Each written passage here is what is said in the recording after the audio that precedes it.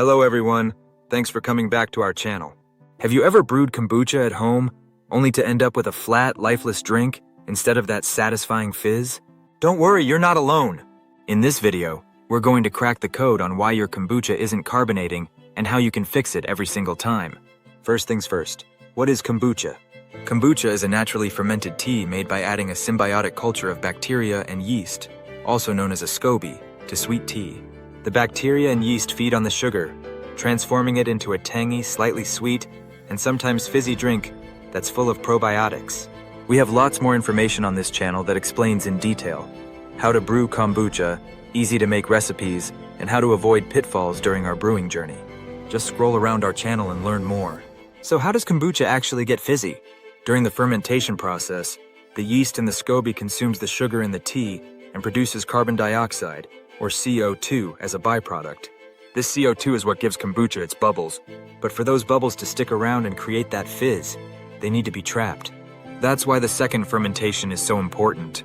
Well, you start your brew of kombucha, and you are very excited waiting, and by the end of the fermentation process, your kombucha tastes flat. What went wrong? Now, if your kombucha is flat, chances are one or more things are going wrong. Here are the most common mistakes home brewers make. Not enough sugar. Sugar is the fuel for the yeast. If your kombucha doesn't have enough sugar during the second fermentation, the yeast won't have enough to work with, not airtight bottles. If your bottles aren't sealing properly, CO2 escapes, leaving you with flat kombucha. Airtight, strong bottles are key. Low fermentation temperature. Kombucha ferments best between 75°F and 85°F, or saying this way, 2040 Celsius to 29 Celsius. If it's too cold, the yeast and bacteria become sluggish and don't produce much CO2. Too much filtering. If you strain out too much of the yeast during bottling, you're removing the very organisms that produce carbonation. Too little time. Impatience can also be a problem.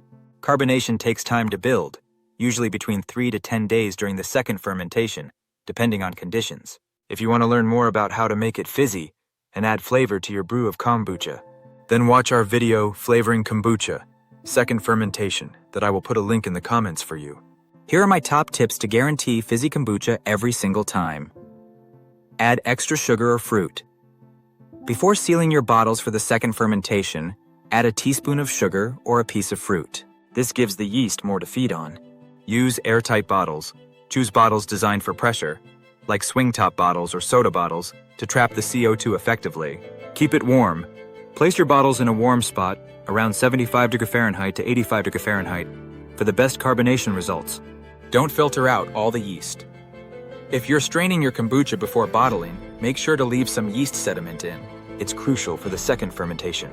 This next tip may sound silly, but it is very important one, as many people nowadays wants everything to happen now. Be patient. Let the bottles ferment for at least 3 days and check every day after that for carbonation. Remember, good things take time. Burp bottles carefully. If you're worried about too much pressure, gently release some CO2 by opening the cap slightly once a day. Just don't overdo it, or you'll lose all the fizz. Now you're armed with everything you need to troubleshoot flat kombucha and create the fizzy brew of your dreams. If you found this video helpful, give it a thumbs up.